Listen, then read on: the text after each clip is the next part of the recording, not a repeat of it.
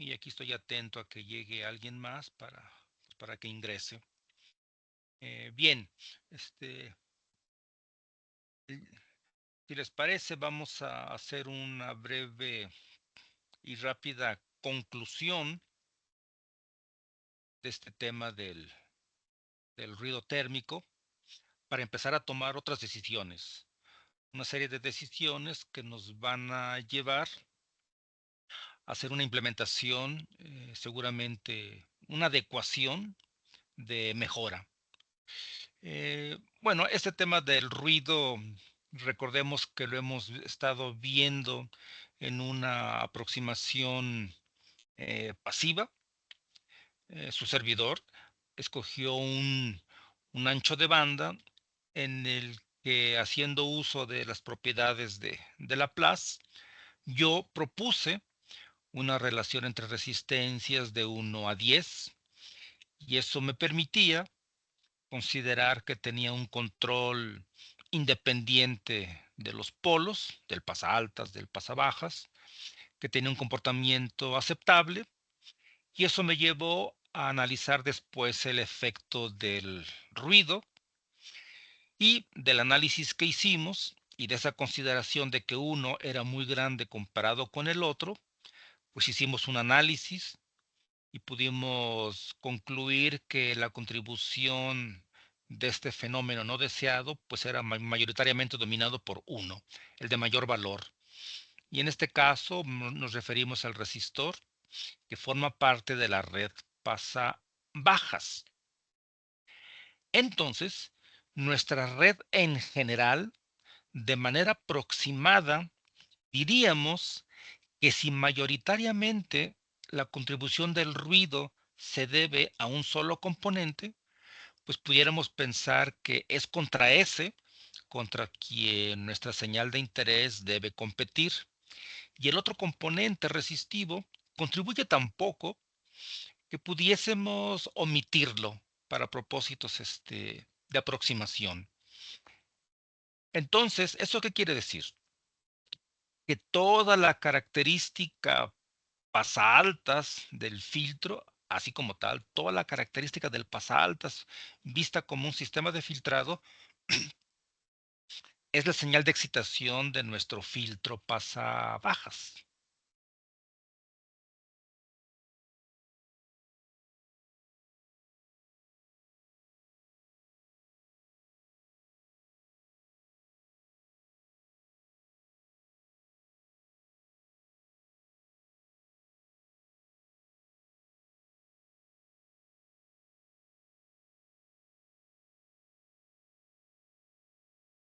Entonces les decía, si la contribución del ruido realmente no es tan relevante en esta contribución, toda la característica de interés del pasaaltas es la excitación de nuestro filtro pasabajas. Y siempre esto con la consideración de la relación de resistencias que en este caso hemos seleccionado. Para propósitos de análisis, pudiéramos considerar que entonces el fenómeno del ruido pudiéramos centrarnos únicamente en la red de salida, que en este caso es el sistema pasabajas. Y entonces, en este caso, Bin, la señal de entrada, viene del filtro pasaaltas, que estamos asumiendo que no tiene ninguna perturbación, que no tiene ninguna afectación por el ruido y que toda la característica, decíamos, excita al sistema pasabajas. En ese caso, que es una aproximación del análisis, podemos ver que la señal de interés está en serie con la señal equivalente en ruido. Y podemos rescatar entonces aquella aproximación que teníamos de dos señales de voltaje en serie y podemos calcular en consecuencia la potencia total de esta suma, de estas contribuciones de voltaje. Una, decíamos, la señal de interés y la otra, pues es la contribución del ruido. Y eso nos llevó a que nuestra suma aritmética y el cálculo de la potencia nos permitió definir una contribución de una de las métricas de interés, que es la relación señal a ruido. Y aquí, si ustedes observan en esta expresión, lo que tenemos es el valor RMS de de mi señal de entrada, y lo estoy comparando con la señal MRS que yo ya calculé de mi resistor R2. Es decir, yo ya estoy haciendo una comparación de la señal de interés con la del ruido propiamente hablando. Entonces, al final, si yo sé cuál es la amplitud de mis señales de interés, yo puedo calcular fácilmente este logaritmo, encontrar un valor numérico para la SNR y verificar si cumplo con la especificación que tiene este campo, ¿no? De las ayudas auditivas. Hay una referencia que ya tiene algunos años que se ha usado como un documento muy útil en el que se dice que para tener una buena relación señal a ruido, el ruido referido a la entrada debe ser menor a 0.3 microvoltios RMS. Entonces, en este caso, en el que tenemos una única contribución de ruido que curiosamente está en serie con la señal de entrada, esa fuente de ruido toma el papel de ruido referido a la entrada. Entonces, observemos que mi ruido referido a la entrada es 5.1 microvoltios RMS y la recomendación es que sea menor a 0.3. En ese caso, si yo quisiera hacer uso de esta recomendación, yo tendría que hacer un ajuste en mis valores resistivos y capacitivos si quisiera seguir conservando la relación 1:10, y entonces yo puedo hacerlo de modo tal que yo tenga un valor RMS usado como referencia y que corresponda a la recomendación que se me estaba indicando en esta documentación. Entonces, los cálculos que yo obtuve ahora para un ancho de banda como el de ustedes, de 100 Hz a 10 kHz, pues son los valores que están justamente aquí, donde las resistencias obviamente están en ohms, aunque allí no aparezca, pero estos serían los nuevos valores que yo estoy encontrando. El valor RMS de ruido ya lo llevé al valor mínimo. Y entonces, ¿pero qué pasa si yo quisiera aumentar el valor RMS? Es decir, yo ya hice los cálculos necesarios para tener un valor RMS en ruido como se me sugiere, pero la norma puede decir que mi relación señal a ruido puede ser 40 decibeles, 60 decibeles, y si para eso yo necesito reducir más mi resistencia, entonces lo que voy a hacer es incrementar más mi capacitancia. Y si yo aumento el valor de la capacitancia, tengo que pensar que del punto de vista de integración en silicio, seguramente eso me va a demandar más área. Entonces tengo que empezar a considerar algunas otras alternativas. Una puede ser esa, disminuir más el valor de las resistencias. Tendría que ajustar el valor de los capacitores o buscar un esquema de amplificación, que en la sesión anterior ustedes comentaban que una opción era amplificar la señal antes de pasarlas por esta red de filtrado que contribuye en ruido, porque mejor no la amplificamos para darle más amplitud a las señales, y en eso no tengo que disminuir tanto las resistencias, no tengo que ajustar más las capacitancias, y por lo tanto puede ser que el ahorro de área sea real siempre y cuando yo introduzca un amplificador que seguramente sería de bajo ruido para que no contribuya en absoluto. Y entonces eso significaría que en mi relación señal a ruido, pues puedo buscar un esquema de amplificación de modo tal que yo pueda buscar el mínimo necesario para ajustarme a la norma y tener un buen sistema, al menos hasta esta etapa de filtrado. Juan José. Sí, Federico, una pregunta. Ahorita que estás explicando el- la amplificación de la señal entrante, me viene a la cabeza de la anchura del filtro respecto al límite de la frecuencia superior. La caída de la señal en ese caso, ¿se conserva todavía en 20 dB por década o ya cambia la, este, la pendiente de caída de la señal? Es, y afecta en ese caso, porque a la hora de caer la relación señal-ruido va a aumentar porque se va acercando más al nivel de ruido, a frecuencias un poquito más allá de la frecuencia superior de corte. Ujú, ujú. Bueno, primero, el amplificador de bajo ruido que estamos pensando es para que amplifique seguramente todas las señales del rango audible y menores. Es decir, estamos pensando en un amplificador que pudiera ser tipo pasabajas. Esa amplificación que nosotros vamos a decidir su valor va a seguir cumpliendo las características de cualquier sistema de filtrado. El amplificador como tal tiene una característica de filtrado, es un tipo de filtro pasabajas, que como lo diseñemos, eso nos va a decir si nuestro amplificador tiene una caída de 20 decibeles o de más decibeles en la zona de atenuación. Lo que vamos a procurar es que nuestro filtro de bajo ruido cubra todo el rango de frecuencias de interés, de modo que cuando entre la etapa de filtrado nos quede justamente el ancho de banda que estamos interesados en tener.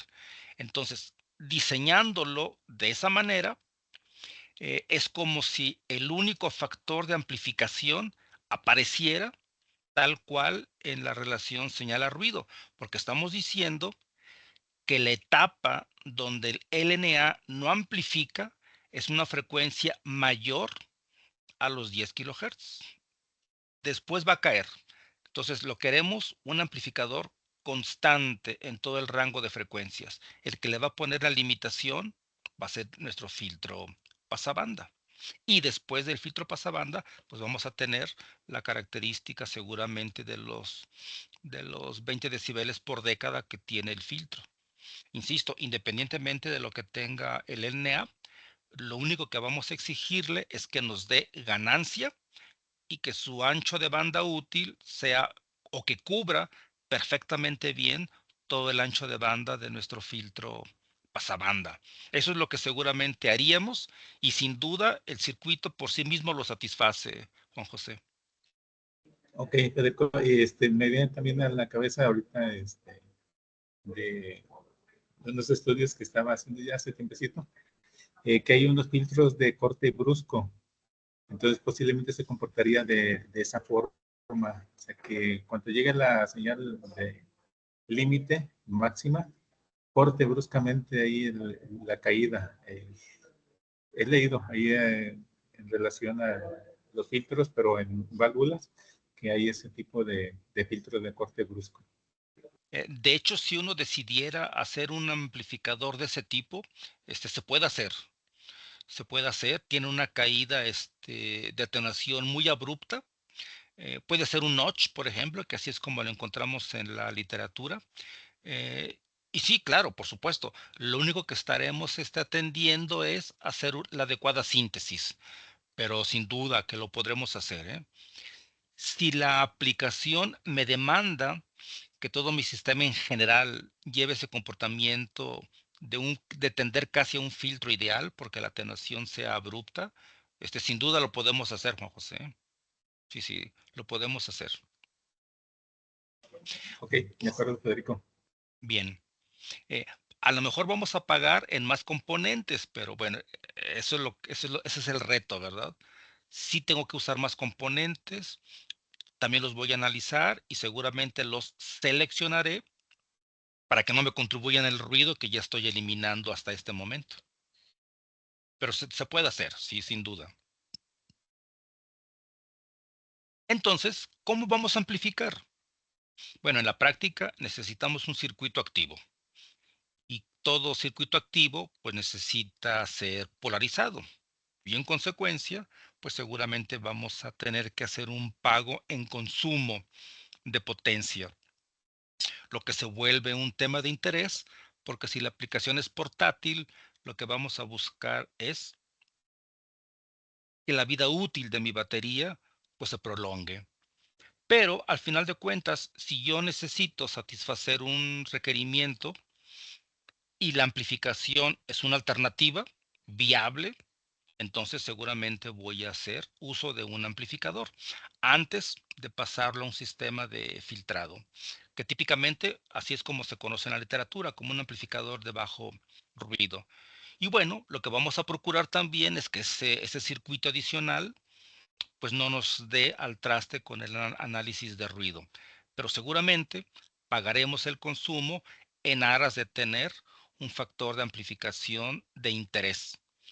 Para algunas aplicaciones, o mejor dicho, para algunos pacientes, este tipo de amplificación pudiera ser programable dependiendo del tipo de pérdida auditiva que tenga el paciente. Y aquí es posible que desde la etapa previa de amplificación ya se pueda ir seleccionando un ancho de banda particular y no necesariamente todo el rango audible. Me explico. Es posible que un paciente tenga una deficiencia auditiva alrededor de los 10 kilohertz y después de esa frecuencia y antes escucha muy bien. Solamente tiene una deficiencia de 10 kilohertz. Bueno, entonces habría que diseñar un sistema que nos permita programar únicamente el ancho de banda que va a favorecer a ese paciente. O posiblemente hay un paciente que tenga dos picos de deficiencia. Bueno, pues el sistema de filtrado y de amplificación deberán ajustarse para compensar esos dos picos de deficiencia auditiva. Y todos esos tienen este nombre y apellido, ¿eh? Estos dos picos de deficiencia se llama síndrome de Meniere y es todo un caso porque nos invita a que nuestros sistemas de filtrado sean programables. Y hoy que está de moda, bueno, hoy está de moda, pero ya existía, los algoritmos de ajuste basados en inteligencia artificial, pues con una valoración auditiva pueden detectar los picos de deficiencia y programar los filtros para que el paciente en un tras ya tenga una compensación auditiva. Bueno, y todo esto al final, jóvenes, es filtrado, ¿eh? Tener filtros programables. Y lo que uno programa, pues son los polos, son los factores de ganancia e incluso el tipo de topología. Podemos tener una configuración basada en dispositivos activos que dependiendo de la necesidad se programan algunos y se configuran otros y no siempre todo el sistema está en operación. Ese tipo de programabilidad pues también nos permite ahorrar el consumo de potencia y prácticamente es una programación a la medida de lo que requiere el paciente. Bueno, y hoy con circuitería digital, pues mucho de esto se puede programar a través de una pequeña máquina de estados para poder hacer las programaciones adecuadas. Porque todo esto se programan las constantes de tiempo, se programan los factores de ganancia y el sistema de filtrado que resulta, pues se hace así, a la medida del paciente. Pues muy bien. Entonces, si este es el procedimiento, pues hagamos un sistema de amplificación y podemos empezar con un bloque que pudiera decirse que consume una cantidad interesante de potencia, pero si bien nosotros lo vamos a usar solo como un vehículo para mostrar la amplificación, cuando diseñemos uno, también lo vamos a hacer a la medida y seguramente no tendrá las prestaciones de este circuito que usaremos, insisto, como vehículo de introducción y que todos ustedes conocen muy bien, que es el amplificador operacional. Entonces, al final del día, Si queremos hacer programabilidad, si queremos hacer una serie de ajustes para que el desempeño sea a la medida de un paciente, seguramente terminaremos proponiendo un circuito de amplificación de entrada diferencial.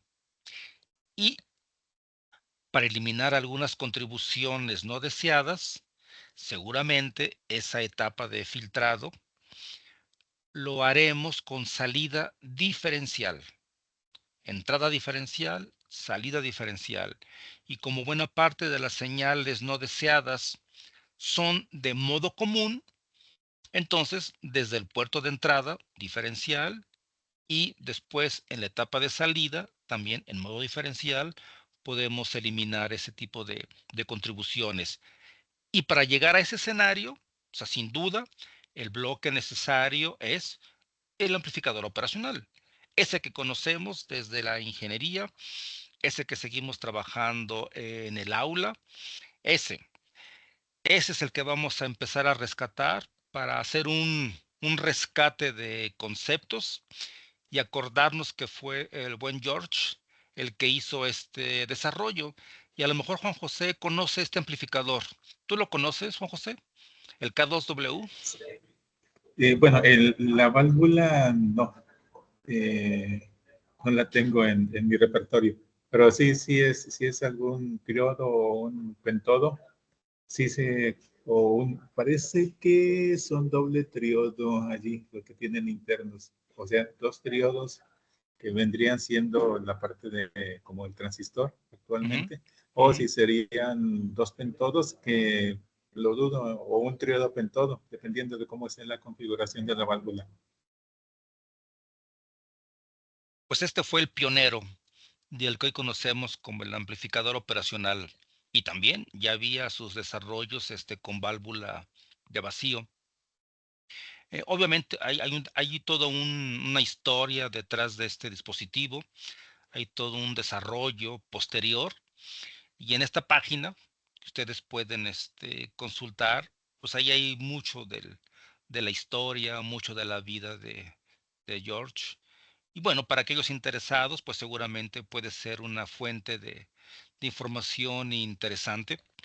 Lo más relevante es que este tipo de dispositivo pues empezó a tener un muy buen auge y es lo más parecido que tenemos a un amplificador ideal.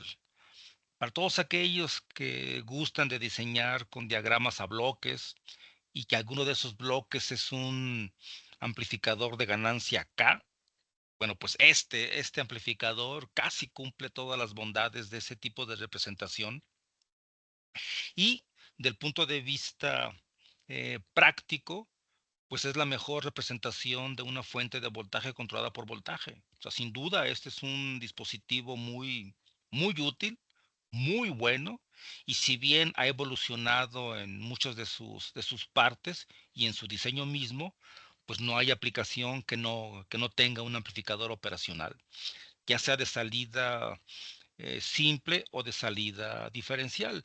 Recordemos que el principio de operación es el mismo. Lo que cambia es su configuración dependiendo de las exigencias del sistema. Entonces la circuitería simplemente se adapta a lo necesario, pero lo seguimos adoptando como un circuito útil y necesario. Entonces, para todos aquellos que han tenido oportunidad de trabajar con uno de ellos, no sé, el 741, por ejemplo, pues es un dispositivo muy simple, es un encapsulado pequeño. Hay algunos encapsulados que tienen muy pocos pines, algunos nada más tiene 8 pines, algunos tienen 6. Este en particular que les muestro, pues tiene 10 pines. Obviamente cada pin tiene una función particular y buena parte de ellas las iremos desglosando y ustedes las van a ir deduciendo en el transcurso de las sesiones. Pero bueno, lo más relevante es que el símbolo típico que hemos adoptado para este circuito, pues es el típico amplificador operacional y este siempre opera en modo voltaje.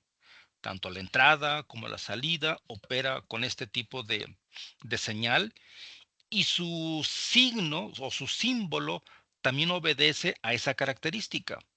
Este tipo de triángulo que apunta y que tiene esta parte de punta es justamente un dispositivo que proporciona voltaje.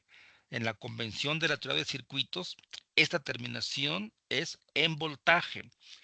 Si ustedes por alguna razón aquí tuviesen un corte abrupto y tuviesen algo recto a la salida, o sea, sin duda eso es representativo de que ese amplificador proporciona corriente como salida. Ujú. Si ustedes ven algo abrupto a la salida, es porque eso es un OTA, un amplificador operacional de transconductancia. También vamos a llegar al momento de diseñarlo y para darse cuenta que en sentido estricto es un caso particular del amplificador operacional. Así que todo lo que rescatemos del operacional de voltaje, todo lo que sepamos de él, va a ser útil cuando hagamos alguna implementación en silicio y vamos a darnos cuenta que su uso como proveedor de corriente de salida es mucho más relevante que si fuera voltaje, sobre todo si trabajamos en tecnología MOS. En fin, recordemos este dispositivo. La impedancia es muy alta, ese concepto que no se nos olvide. La impedancia de entrada es exageradamente alta, idealmente infinita. Esa tiene muy buenas implicaciones, porque si la impedancia de entrada es alta, significa que no hay manera que una corriente eléctrica pueda insertarse en el componente. El componente únicamente va a poder ser excitado en voltaje. Eso es lo que le da la impedancia de entrada infinita. Por el contrario, habíamos dicho, si su salida es en voltaje, significa que la impedancia de salida es casi cero, idealmente cero, como cualquier fuente de voltaje que tengamos en el laboratorio. Uno ve la impedancia de salida, uno la mide y es pobre. Por lo tanto, este dispositivo se comporta como si fuese una fuente de voltaje.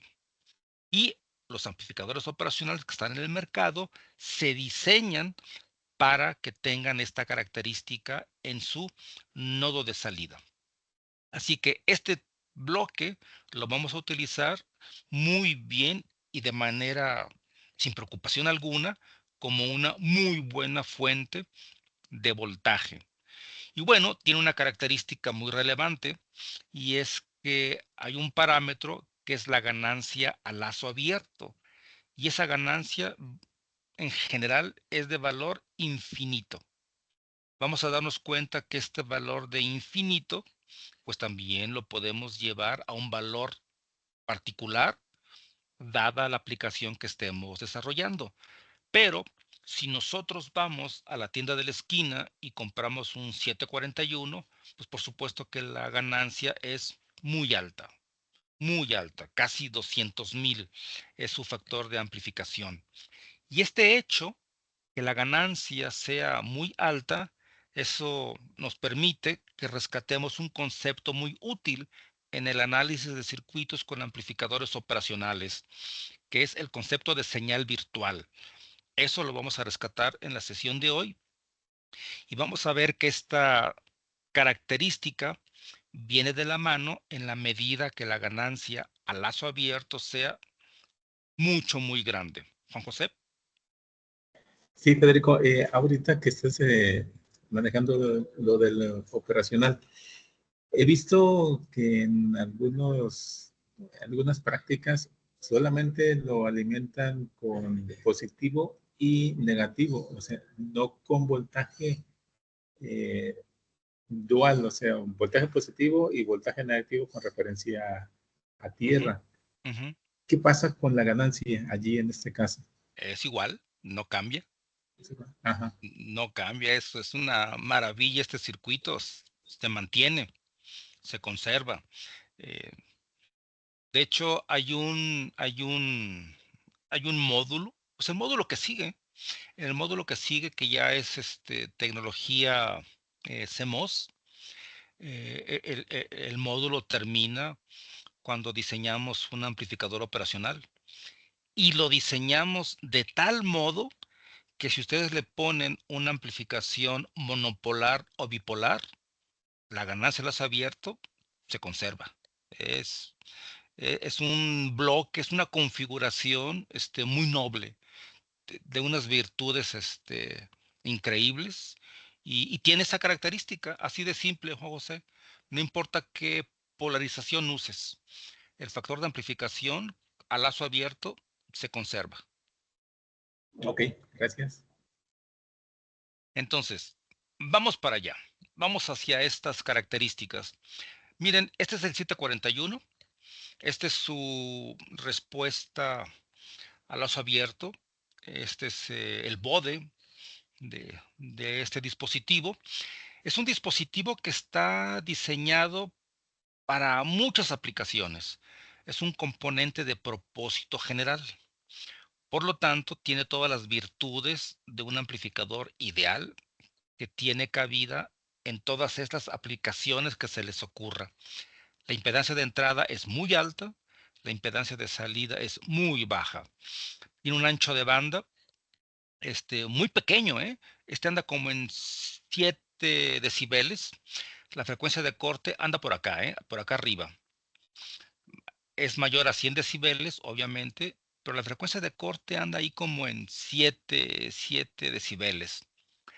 La frecuencia de transición, es de 1 megahertz.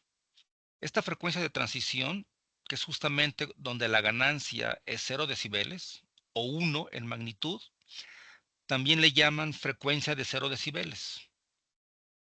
Y si ustedes observan, este circuito tiene el desempeño de el efecto de un polo. Tiene un polo en 7 Hz y cae a una razón de 20 decibeles por década.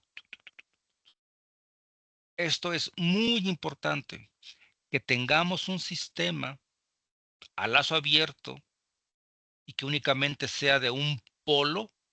Eso nos permite rescatar una característica del amplificador y de muchos diseños en el que luego nos dicen que el producto ganancia ancho de banda tiene que ser de tal valor. Bueno, pues el producto ganancia ancho de banda se dice que es una constante. Este es el ancho de banda, donde cae 3 decibeles. Ustedes calculen dónde está la frecuencia. Ya que tengan esa frecuencia, multiplican por la ganancia en magnitud. Y ese producto les va a dar la frecuencia de transición. Eso es muy importante porque si a ustedes como diseñadores les dan una especificación y señala que el producto ganancia ancho de banda tiene que ser de tal valor, ustedes tienen 2 parámetros para cumplir esa característica. Controlan la ganancia y controlan el ancho de banda. A mayor ancho de banda, menor ganancia. Eso es obvio, pero eso únicamente lo van a conseguir si su sistema es de un polo, tal y como lo estamos viendo aquí. Eso no se les olvide, eso es muy importante, porque luego no es que vamos a echar por tierra algunas teorías, sino que sencillamente vamos a poder acotar hasta dónde aplicar lo que a la letra dicen algunos autores, porque no necesariamente hay que hacerles caso. Entonces, si ustedes son observadores, tenemos otro polo en esta característica, un polo después de 1 megahertz, pero ese polo ya está en la zona de atenuación. Entonces, por lo tanto, ese otro polo prácticamente no lo tomamos en cuenta, porque es una zona en la que el 741 ya no nos interesa trabajarlo. Así que mientras tengamos una frecuencia de transición identificable con una característica de un polo, entonces subrayo, ahí tiene sentido que hablemos del producto ganancia ancho de banda. En ninguna otra aplicación va a tener sentido, ¿eh? Si tienen un amplificador operacional de dos polos En zona de amplificación, ahí no vamos a poder hablar del producto ganancia ancho de banda. Es importante que lo comentemos. Bien, como bien decía Juan José, lo primero que hay que hacer es polarizarlo. Y tenemos dos pines, así que nosotros podemos polarizar en modo bipolar o en modo monopolar. Todas las características que tenemos en la hoja de datos es a temperatura ambiente y se asume que el comportamiento que estamos viendo se conserva incluso en un rango amplio de temperatura.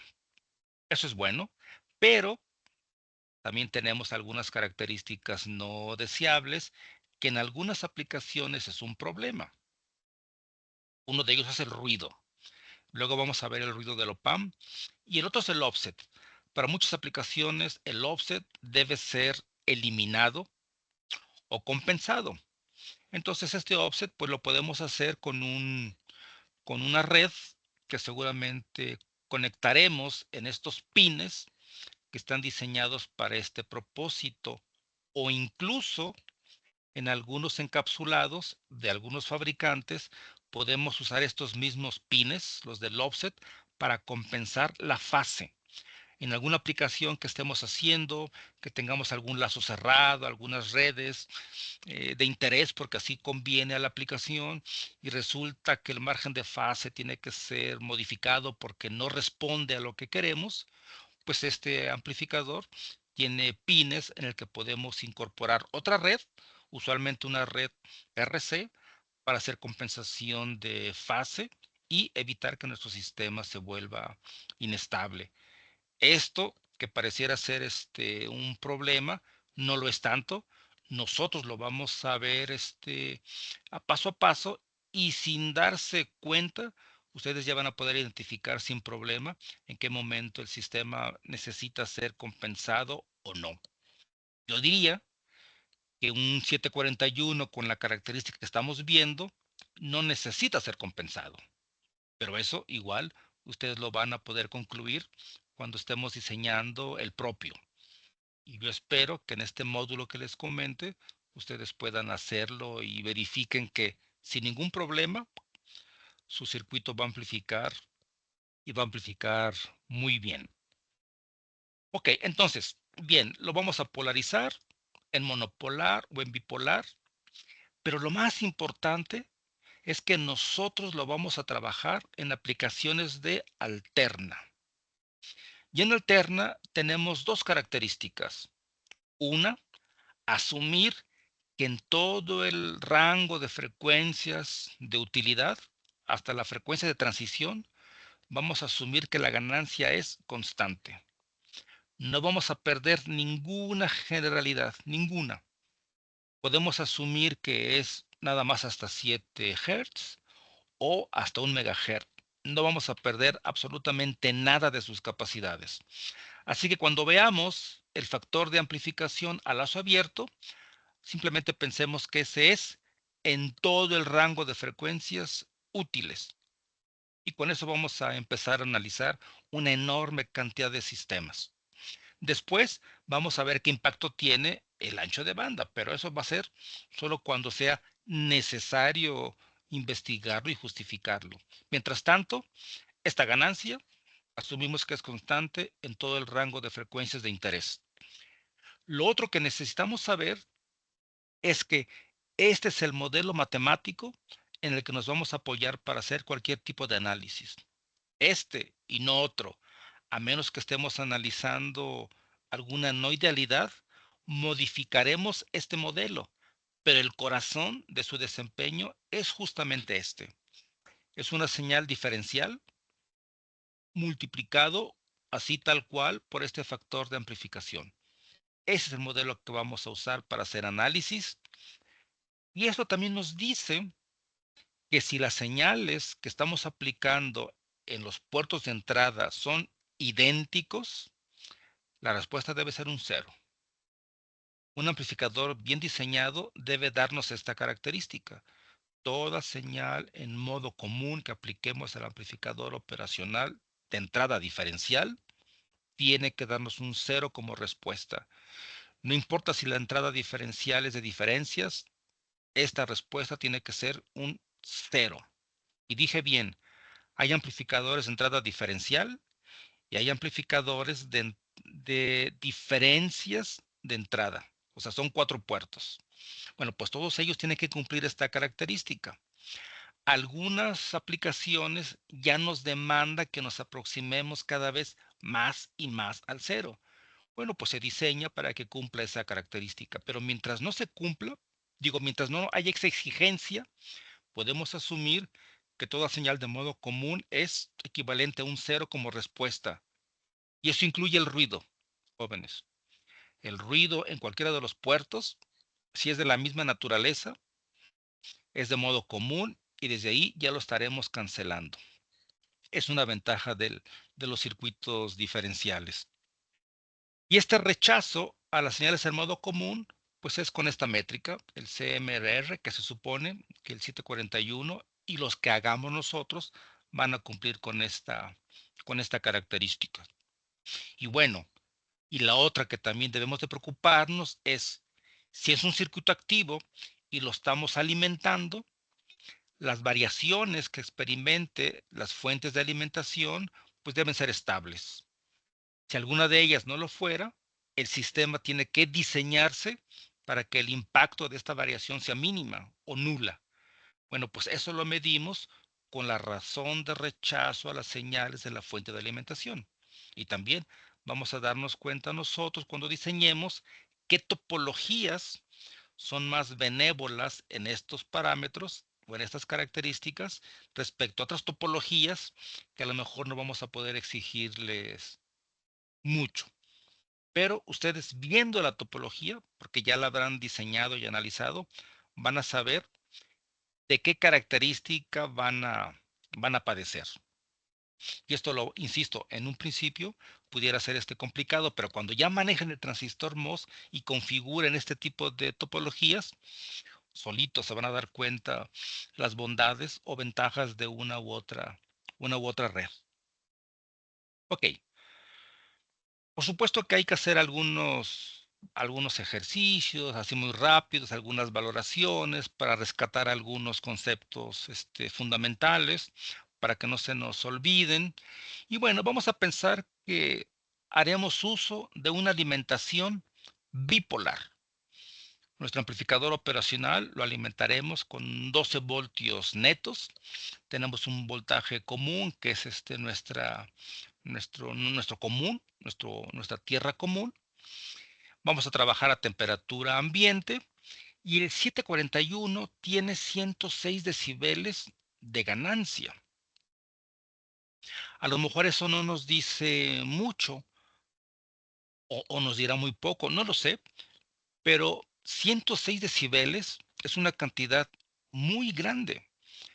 Del punto de vista de un amplificador, que un circuito como estos amplifique 106 decibeles veces es una locura. Entonces, hay una reglita muy sencilla para estimar el valor en magnitud y resulta que 106 decibeles es poco menos de 200,000. Es de suponer que si yo aplico una señal en voltaje, matemáticamente hablando, yo voy a poder multiplicarlo por 200,000, pero mi sistema no me va a dar 200,000 voltios. Ese es de suponer. Hay un principio, obviamente, de conservación de energía. Así que en aquellos casos hipotéticos en los que yo tuviese, por ejemplo, 10 milivoltios y diseñamos un amplificador y su ganancia es de 10,000, podemos hacer uso del modelito matemático que yo les había comentado y hacer una estimación rápida. 10,000 en magnitud es 80 decibeles, que está muy lejos de los 200 que me da el 741. Entonces, fíjense, en mi configuración, la señal la estoy aplicando al puerto inversor y en el puerto no inversor estoy aplicando nada. Por eso aquí tengo un 0. En el puerto inversor únicamente puedo aplicar, para propósitos rápidos de análisis, la amplitud, que es 10 milivoltios. Entonces, estos 10 milivoltios simplemente lo multiplico por los 10,000 de ganancia y obtengo un valor equivalente a 100 veces. El producto me da 100 y negativo por el puerto que estoy aplicando. Pero si mi sistema está siendo polarizado con 12 voltios o más o menos 6, es obvio que yo no voy a sacar 100 voltios negativos. Mi sistema se va a saturar y lo más que me va a dar pues es el voltaje negativo máximo, que en este caso sería el menos 6. Si esta señal yo la aplicara al puerto positivo, pues me daría el voltaje máximo positivo. Juan José. Sí, en este caso nunca vamos a poder rebasar los voltajes de alimentación. Es Por correcto, ejemplo, aquí es más 6 y menos 6. Hasta ahí llega el voltaje de saturación. Si fuera más 12 y menos 12 sería hasta 12 volts. es correcto, Ujú. Ok, exactamente. gracias. Ahora bien, ¿en qué casos utilizamos esas propiedades de alcanzar los voltajes de alimentación máximo mínimo? Pues únicamente en aquellos casos en los que ustedes quieren usar un 741 como comparador. O sea, en esos casos seguramente se justifica usar este tipo de esquema para que la respuesta se sature a uno u otro de los rieles de alimentación. Pero de allá en fuera, yo creo que sería más conveniente adquirir un comparador y no usar un 741. Ahora bien, entonces, ¿qué amplitudes son las que a mí me interesa aprovechar esta ganancia de 80 decibeles o de 200,000? Bueno, en la práctica no es que estemos interesados en aprovechar el factor de multiplicación como tal, porque muy pocas aplicaciones, y nos van a sobrar dedos de la mano, usan al amplificador operacional en lazo abierto. Usualmente se utiliza en lazo cerrado y ponemos distintas redes que van a permitirnos que este circuito realice una función específica. Por ejemplo, podemos diseñar un amplificador, pero con ganancia controlada, no una ganancia de 200,000 ni una ganancia de 10,000. Si nosotros quisiéramos aprovechar la característica de amplificación a lazo abierto, la amplitud de las señales de interés serían de nanovoltios. Y nanovoltios seguramente es una magnitud muy pobre comparada con el ruido intrínseco. Entonces, esta necesidad de una alta ganancia tiene que ver más con criterios de estabilidad y con propósitos de control en lazo cerrado. Eso es lo que vamos a rescatar. Entonces, las características de alta ganancia solamente aplicaría si quisieran ustedes tener un uso como comparador. De ahí en fuera, la alta ganancia nos va a permitir diseñar funciones específicas que sí van a depender de este valor de ganancia. Pero para que la función que estemos desarrollando tenga un error mínimo. Ahí es donde se aprovecha estos valores de ganancia. Y de hecho vamos para allá, para ir viendo dónde y por qué se necesita una alta ganancia a lazo abierto, aunque no se use el dispositivo a lazo abierto. Entonces, primero lo primero, para hacerle un poco el juego a Juan José, vamos a usar ahora alimentación monopolar. Entonces el sistema lo vamos a alimentar con 6 voltios, de 0 a 12, 0 a 24, solamente monopolar. Si fuera el caso, ¿qué necesitamos hacer? Pues polarizar. ¿Y qué vamos a polarizar? Los puertos de entrada. Yo había dicho que este símbolo es una representación del uso del amplificador en alterna. Y si ustedes ven, yo aquí estoy aplicando señales de directa. Y lo estoy haciendo únicamente para propósitos de recordar que siempre que vemos un circuito basado en un amplificador operacional como este, asumimos que está polarizado, aunque la polarización no se incluya. Ujú. Asumimos que está bien polarizado y por eso tenemos este tipo de resultados, como este que está aquí, ¿no? El -6. Pero, por supuesto que en cualquier aplicación sí necesitamos polarizar. Entonces, si tenemos dos puertos, yo estoy utilizando dos circuitos de polarización. Estoy usando divisores de voltaje de manera ilustrativa. Tengo un divisor de voltaje para polarizar el puerto de entrada positivo y otro para el puerto negativo. Ambos divisores de voltaje están siendo alimentados con mi única fuente de alimentación, que es con la que también estoy alimentando mi amplificador operacional. Esos son los nodos del encapsulado que les mostraba. Entonces, es obvio que yo con este divisor de voltaje puedo programar el voltaje que yo necesite en estos puertos. En diseño analógico, programamos la polarización en función de simetría. Si yo estoy alimentando con 12 voltios, yo voy a exigir que mi nodo de salida esté al 50%, es decir, 6 voltios.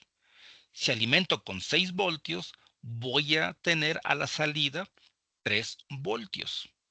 Bueno, pues los puertos de entrada se polarizan al 50% de la alimentación de mi fuente. A eso se van a polarizar. ¿Y por qué?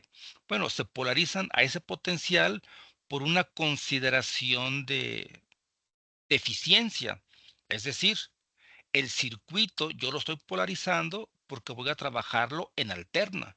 Acá vienen las señales de alterna, acá viene la señal de entrada positiva, la señal de entrada negativa, etcétera. No sé quién me está proporcionando estas señales de alterna. No sé si vengan en un nivel de DC específico o si venga en el nivel de DC que yo necesito para polarizar. Entonces, como no lo sé, uso estos capacitores para aislar el posible nivel de referencia de mis señales de alterna con el potencial que yo estoy definiendo en cada uno de los puertos. Se supone que si mis resistores los defino del mismo valor, yo voy a tener en cada uno de los puertos el voltaje equivalente al 50% de la fuente de alimentación. Por default, el nodo de salida va a tener ese potencial. Nosotros solamente polarizamos los puertos de entrada. Si ustedes decidieran trabajar aquí un potencial distinto, seguramente van a tener un comportamiento no esperado. Me explico. Supónganse que su señal de entrada es senoidal y que su amplificador realiza una función y ese resultado de la función aplicada la van a medir en su nodo de salida. Esta es la señal de su nodo de salida. Es una señal senoidal. Como el circuito es lineal, pues va a conservar la característica de la señal de entrada. Y como dijimos que era senoidal, entonces la salida es senoidal. No sabemos si está amplificada, no sabemos si está corrida en el tiempo, pero al final, como es un circuito lineal, tiene la forma senoidal. Que en el nodo de salida tengamos el 50% del valor de alimentación, significa que las crestas tienen un ancho energético equivalente al que tienen los valles. Acuérdense que cuando vimos sistemas lineales decíamos, si este nivel de DC estuviese muy arriba, el campo energético que yo tuviese para mis crestas sería muy pequeño comparado con el de los valles. Entonces, por cuestión de simetría, uno polariza con simetría los puertos de entrada para que esa característica la tenga en la salida y que yo tenga una excursión equivalente para todas las partes de mi señal que me interesa medir como respuesta. Entonces, esta es una característica muy importante porque desde que ustedes imponen estas características, eso va a facilitar el diseño de su amplificador operacional. Obviamente, en este momento no lo vamos a diseñar. Estamos agarrando uno comercial. Entonces, estamos rescatando una de sus bondades. Voy a polarizar los nodos con simetría para que mi respuesta sea simétrica. Idéntico swing, tanto para crestas como para valles. Si esto es así, entonces yo ya puedo trabajar de algún modo más interesante y quedarme con las señales ahora sí de alterna. Como ya está bien polarizado, yo ya puedo empezar a considerar qué pasa con estas redes y qué pasa con estos capacitores de acoplamiento. Juan José. Sí, Federico, es algo similar a cuando uno trabaja con amplificadores, ya sea transitores o a válvulas, de agarrar la parte plana de la respuesta del amplificador para que no se vaya a corte y no se vaya a saturación en la señal de entrada. De hecho, uno cuando hace este tipo de polarización, uno ya está definiendo la región óptima de trabajo. Y desde la polarización, uno garantiza que no se va a salir de esa región. Es correcto, ¿eh? Sí, sí, la importancia de la polarización es básica porque de ahí viene el buen o el mal desempeño. Entonces, para su servidor es importante desde un principio polarizar, porque eso me va a garantizar que si algo no está ocurriendo como debo, tiene que ser el análisis de alterna, pero no la polarización. Así que sí, Juan José, sí, sí, desde inicio, uno va a tener ese control y ese cuidado de no salirnos de la zona de interés. Exactamente. Entonces, fíjense, decíamos, estos capacitores son de acoplamiento. Son porque no sabemos en qué nivel de DC venga la señal de entrada y como no quiero que entre en conflicto con el potencial que he generado, pues lo pongo ahí, como alguien que me está aislando distintos niveles y que únicamente pase, fluya la señal de interés. Eso viene muy bien. Un tema relevante son los resistores, porque estos van a consumir potencia. Y si yo tengo que visualizar que este tipo de dispositivo estará en una aplicación portátil, pues quizás tenga que empezar a considerar este fenómeno de la potencia. Aquí, el valor óhmico, y que me aparece una W, es por el sistema de proyección de, de la plataforma que estamos utilizando. En el PDF que les mandaré está la letra omega, sin duda. Entonces, el problema es ese. Así que si uno utilizara la tradición nuestra de los componentes disponibles en el mercado, pues yo quisiera que estos consumieran muy poca corriente. Entonces es posible que yo los ponga de un valor grande para que no haya un consumo importante. Si yo tengo un ruido por default en estos puertos importante porque mis resistor son grandes, tengo la fortuna de que el ruido visto en este dispositivo diferencial se interpreta en modo común. Así que el ruido que yo tenga en un nodo lo voy a tener en el otro. Entonces, de entrada, uno puede pensar que el ruido térmico de los resistores se me va a cancelar en este tipo de señal diferencial. Y quizás eso me ayude a disipar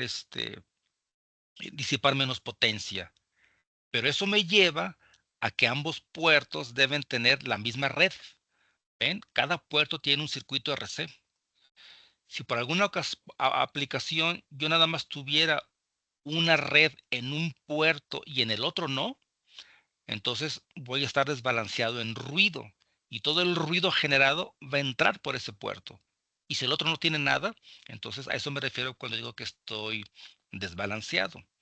Entonces, este tipo de balance, incluso en este tipo de fenómeno no deseado, uno lo puede rescatar y señalar cuando tenemos una polarización monopolar.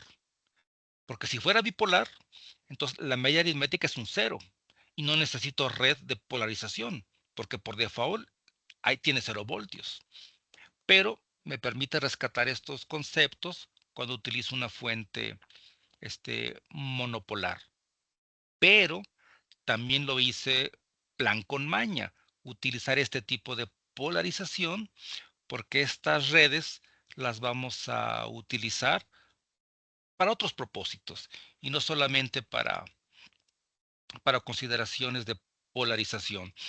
Así que bueno, nosotros vamos a cuidar mucho este concepto del consumo de potencia y sobre todo el de potencia estática, que es el mayor porcentaje para reducir la vida útil de la batería. Hoy día, muchos sistemas se están diseñando en modo dinámico, porque eso hace que el consumo se vuelva de ese tipo dinámico y se reduzca en una gran cantidad. Pero bueno, como estamos rescatando este tipo de conceptos, pues vale la pena comentar que uno de los problemas al que nos vamos a enfrentar es el consumo estático. Pero a ver, habíamos dicho esto del concepto de la alta ganancia. Lo que tengo aquí es un dibujo en el que estoy intentando que recordemos que la impedancia de entrada de nuestro dispositivo es infinito y que no debemos olvidarlo.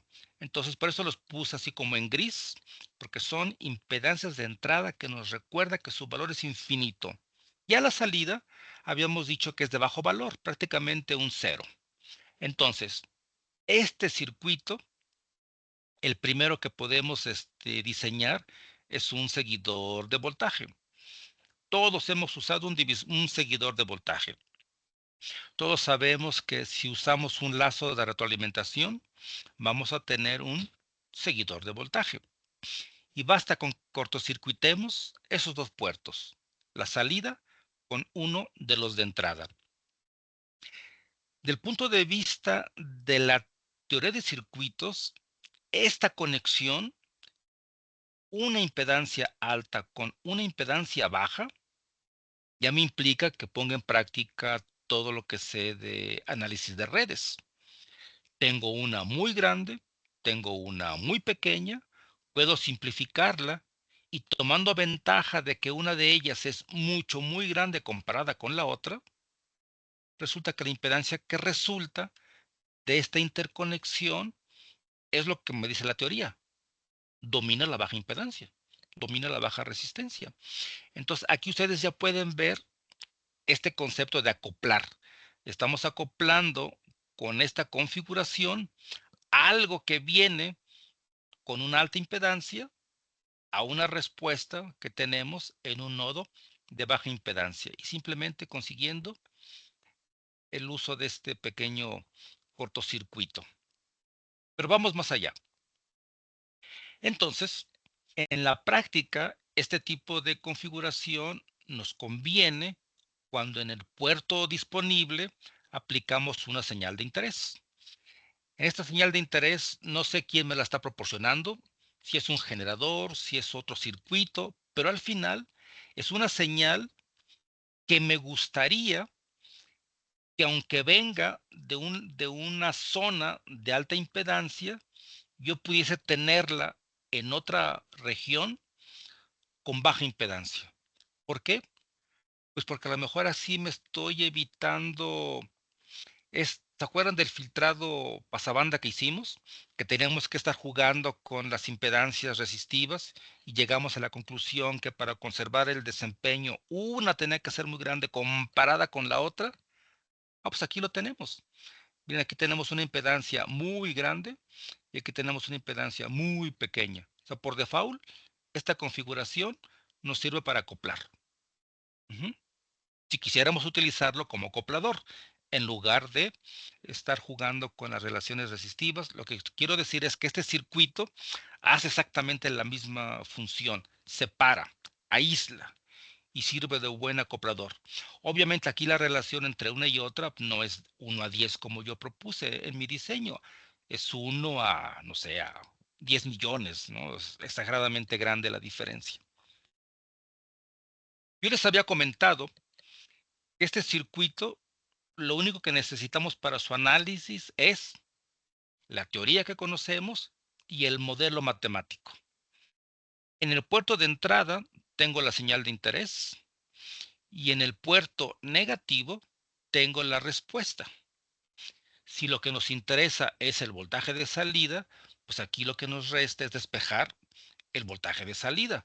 Matemáticamente hablando, esta constante la paso dividiendo, factor común, simplifico y aquí está la expresión. Aquí tenemos de un lado la señal de entrada y del otro lado la señal de salida. Si nosotros únicamente nos interesa el voltaje de salida, pues despejamos esa variable y nos queda esta expresión con el signo negativo. El hecho de que la ganancia a lazo abierto sea muy grande me permite considerar que este sumando es muy pequeño comparado con el otro sumando. Entonces, esta expresión yo la puedo expandir en una serie de potencias. Y la serie de potencias es este término con signo negativo más este término al cuadrado menos este término al cubo más este término a la cuarta, etcétera, etcétera, etcétera. Pero si de por sí 1 entre a sub 0 es pequeño, imagínense al cuadrado, imagínense al cubo, a la cuarta, es mucho más pequeño. Entonces, todos aquellos términos de orden superior los ignoramos y únicamente nos quedamos con el primer término de la serie, que es justamente este. Entonces, como estamos ignorando otros términos, por eso utilizo aquí el símbolo de aproximación. Aquí ustedes pueden ver que si la ganancia fuese infinita, pues de entrada aquí ya tendríamos que la salida es igual a la entrada. Pero como el amplificador tiene ganancia finita, aunque sea 10 a la 4, nosotros podemos estimar a cuánto corresponde 1 entre a sub 0. Entonces, miren, 1 entre a sub 0 me representa un punto 99. Es decir, la respuesta de salida se aleja de la señal de entrada 0.01%. Si 0.01% es suficiente, entonces mi amplificador, ese que diseñemos con 80 decibeles de ganancia, es suficiente. O puede ser que en alguna aplicación este error sea exageradamente pequeño y ustedes decidan que sea 0.1 o 1%. Bueno, imagínense, si ustedes deciden que su error permitido en su aplicación puede ser de 1%, eso significa que su ganancia no tiene que ser 10 a la 4, puede ser 10 a la 3 o 10 a la 3.5. Y si ustedes deciden que sea 10 a la 3.5 porque su aplicación se los permite, entonces ustedes están diseñando un seguidor de voltaje a la medida de esa aplicación. Y que tenga una ganancia menor, seguramente significa que su consumo de potencia estática también va a ser menor. Y significa que el área de integración también va a ser menor. Entonces tiene muchas ganancias. Mucha ganancia me refiero a costos, tiene muchos beneficios. Y por eso en diseño analógico los bloquecitos se diseñan a la medida de la aplicación. Entonces el 741 para nuestras aplicaciones en silicio, seguramente, y si quisiéramos un seguidor de voltaje, este error está es exageradamente pequeño, está sobrada la capacidad del 741. Pero bueno, de ese tamaño es el error para hacer este tipo de seguidor de voltaje. Pero, pero, ¿qué tal que ustedes utilicen este amplificador operacional como base para un convertidor analógico digital? Y a lo mejor quieren hacer un convertidor, no sé, de 24 bits. Y resulta que este error es equivalente en voltaje a lo mejor al tercer bit significativo. Entonces en ese caso, ustedes necesitan incrementar la ganancia para poder alcanzar el segundo bit o el primer bit significativo. Y a lo mejor ahí se justifica tener una ganancia de 10 a la 4.5, 10 a la 4.3, y también lo estarían diseñando a la medida, pero porque en esa aplicación requieren esa ganancia. Pero bueno, esta es la relevancia del impacto que puede tener este factor a lazo abierto. Para propósitos de un seguidor de voltaje, pues diríamos que esta ganancia de 10 a la 4 es más que suficiente. Les paso un hint. En los diseños que hacemos, la ganancia a lazo abierto anda alrededor de 60 decibeles. ¿Por qué 60 decibeles? Porque ese es un 1000, y con 1000 podemos satisfacer muchas aplicaciones. Pero eso sí, eso que estamos diseñando no es de propósito general, es de aplicación específica. Pero bueno, aquí podemos ver el impacto que tiene la ganancia, fundamentalmente en el error. O sea, qué tanto nos estamos alejando en que la salida nos siga como entrada. Ujú. Y bueno, para muchos propósitos prácticos, la salida siga la entrada, y con eso es con lo que nos quedamos. Ya para terminar, el lazo de retroalimentación puede tener muchas formas. Puede ser una forma cerrada, puede ser una forma abierta, y cuando me refiero a cerrada o abierta, quiero decir que puede tener una conexión a tierra.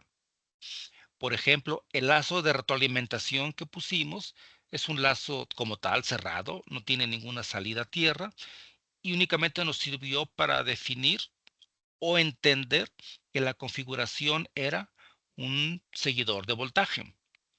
La red de retroalimentación puede ser resistiva, puede ser RC, puede ser RLC, puede ser incluso tener un amplificador operacional, puede ser de aquella naturaleza que convenga a la función que estamos diseñando. Incluso si pusiéramos un solo resistor, recuerden que aquí no puede fluir corriente. ¿Por qué no puede fluir corriente? Porque tendría que ir por el puerto de entrada, y el puerto de entrada es infinito. Así que aquí no hay ninguna señal en corriente. Por lo tanto, este circuito, aunque solamente pongamos un resistor, pues es un seguidor de voltaje, ¿cierto? Es un seguidor de voltaje. Pero vean, si le damos una salida a tierra, posiblemente este circuito se comporte de otra manera. Y bueno, y este circuito seguramente también lo vamos a poder analizar. Ya se alejó del comportamiento de seguidor de voltaje, a menos que alguno de ustedes me diga, R1 es mucho, muy grande comparado con R2. Entonces en ese caso el circuito se va a comportar como un seguidor de voltaje.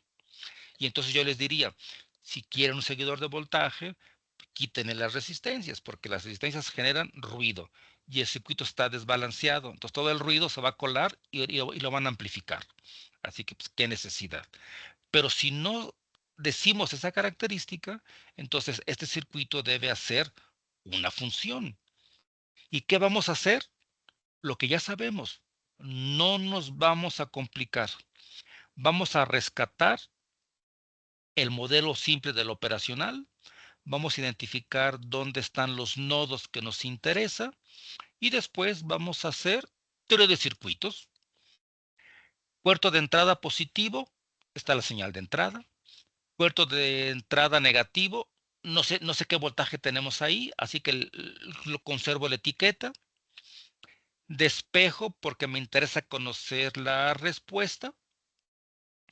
Y si tenemos consideraciones como que mi ganancia es elevada, si es un 741, quizás yo pueda decir, cuando esta ganancia a lazo abierto pase dividiendo, y considerando que es muy grande, es posible que este cociente sea muy pequeño, prácticamente va a tender a cero. Y si este cero es igual a esta diferencia, entonces quiere decir que la señal que yo desconocía en el nodo del puerto inversor es equivalente a la señal de entrada. Pues miren, en ese caso, en el que la señal de entrada aplicada, considerando la ganancia lazo abierto y que es como si estuviera en este nodo. Entonces, esa es una señal virtual. O sea, físicamente no está, pero por la característica del amplificador, como si estuviera. Y si ahí estuviera, entonces solamente me queda resolver este circuito para conocer el valor de Vout. Es lo único que necesito. Entonces aquí también podemos ver el impacto que tiene la alta ganancia. Me permite hacer la suposición de que este cociente es cero y de que todo el voltaje se refleja en el otro puerto. Esa es la consideración que estamos viendo y seguramente ustedes saben qué función hace este circuito. Es un amplificador. Y como pueden ver, el hecho de que tengamos esta red únicamente dispuesta en resistencias con un valor conocido aquí y uno desconocido, pues eso nos permite hacer uso de la teoría de circuitos para inferir la función. Pero aquí lo más rescatable es tomar ventaja del modelo analítico del operacional. Siempre tomemos ventaja, identifiquemos los nodos, sustituyamos valores o información conocida y la que no conozcamos, así dejémosla. Rescatemos algunas características de desempeño y en primera instancia vamos a asumir que la ganancia es muy alta, siempre para quitarnos de encima, válgame la expresión, este término y poder conocer un valor para la señal desconocida. Igual, ¿qué pasa si la ganancia no es, qué pasa si esta amplificación no es infinita? Entonces igual ustedes pueden despejar el valor de Bin y esa expresión que resulte se va a reflejar aquí. Pero al final es un voltaje, así que ese voltaje igual les va a permitir, junto con estos valores de resistencia, inferir qué función hace su circuito a través del despeje de Vout. Así que si tiene ganancia finita o no la tiene, ustedes igual pueden determinar cuál es Vout y cuál va a ser el impacto de no tener una ganancia infinita. Y eso, si les parece, lo podemos ver en la próxima sesión. ¿De acuerdo? Enterado, me acuerdo.